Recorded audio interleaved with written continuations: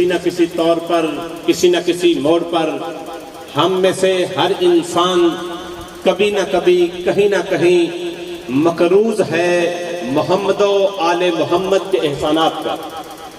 تو جس انسان کے لوح ضمیر پر یا تختی و دیدہ و دل پر محمد و آل محمد کے احسانات میں سے کوئی ایک بھی نقش محفوظ ہے تو وہ سرکار ختمی مرتبت کی ذات پہ درود پاک پڑھے۔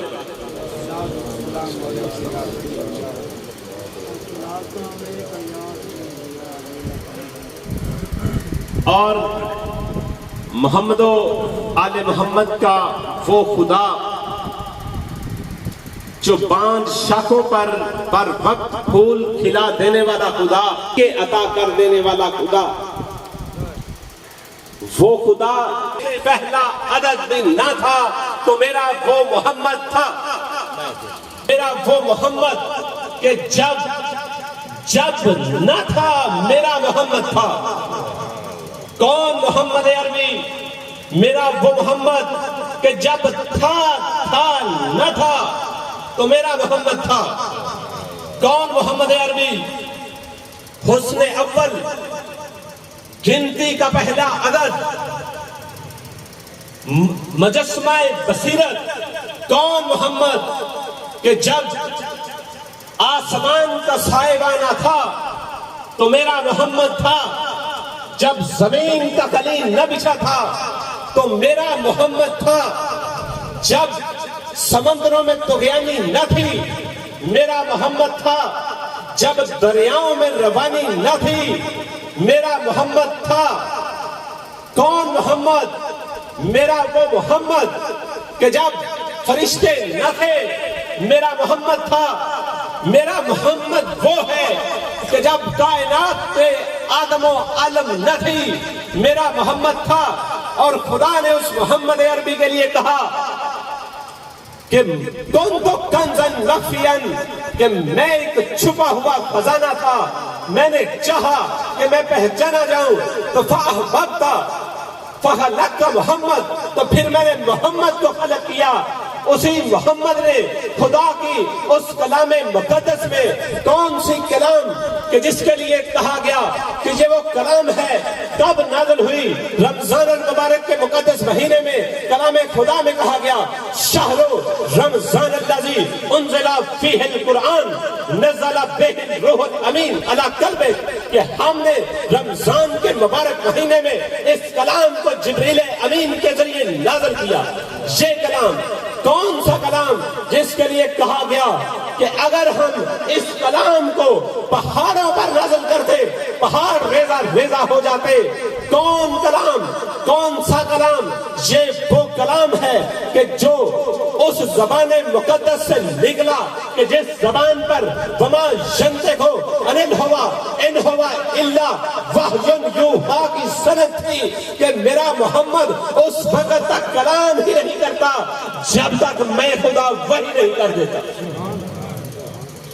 اس کلام میں کہا گیا وَالشَّمْسِ وَضُحَاهَا، کہ قسم ہے سورج کے کمال کی، وَالْقَمَرِ إِذَا تَلَاهَا، قسم ہے چاند کی، قسم ہے دن کے اجالے کی، قسم ہے آسمان کی، ہم نے اسے کتنا خوبصورت بنایا، قسم ہے زمین کی کہ ہم نے اس کو کیسا لڑکنے والا بنایا۔